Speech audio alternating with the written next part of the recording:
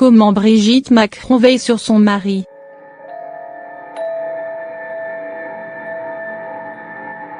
Être l'épouse du président de la République n'est pas de tout repos. Brigitte Macron, qui a lié son destin à celui de son mari il y a plus de 10 ans, ne dira pas le contraire.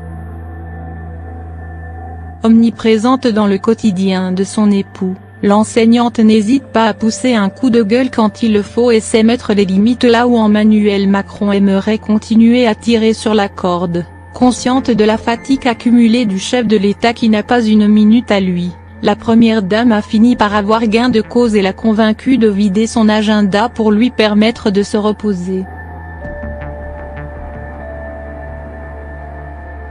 À partir de ce mardi 30 octobre et ce jusqu'au 4 novembre, le président pourra donc souffler et laisser de côté ses problèmes en se recentrant sur sa famille, avant d'enchaîner sur un long déplacement à l'approche des commémorations du 11 novembre. Du jamais vu depuis le début de son mandat.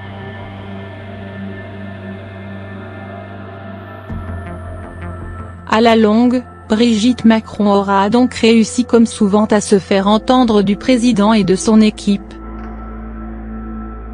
Car Brigitte est partout et l'objectif principal est de veiller sur son époux, dont les traits sont désormais fatigués par l'exercice du pouvoir.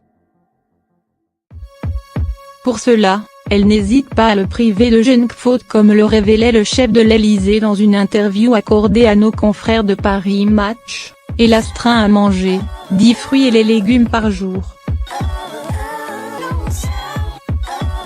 Un régime strict dans lequel aucun écart n'est permis. Pendant la campagne, elle était allée jusqu'à lui taper sur les doigts pour l'empêcher de manger du chocolat barre oblique. Tout cela pour son bien entendu. En tant que président, Emmanuel Macron se doit de garder la forme et d'être en bonne santé pour ne pas flancher quand les obligations s'accumulent. Le sport fait également partie de son quotidien, révèle Paris Match. Il court 2 ou 3 fois par semaine et, en fonction de ses contraintes, il fait soit du tennis, soit des séances de boxe. Dans le jardin du Touquet, lorsqu'il faisait encore beau, ou dans la salle de sport du Palais, il s'entraîne avec un des gardes du corps de son épouse et la première dame n'y serait donc pas pour rien.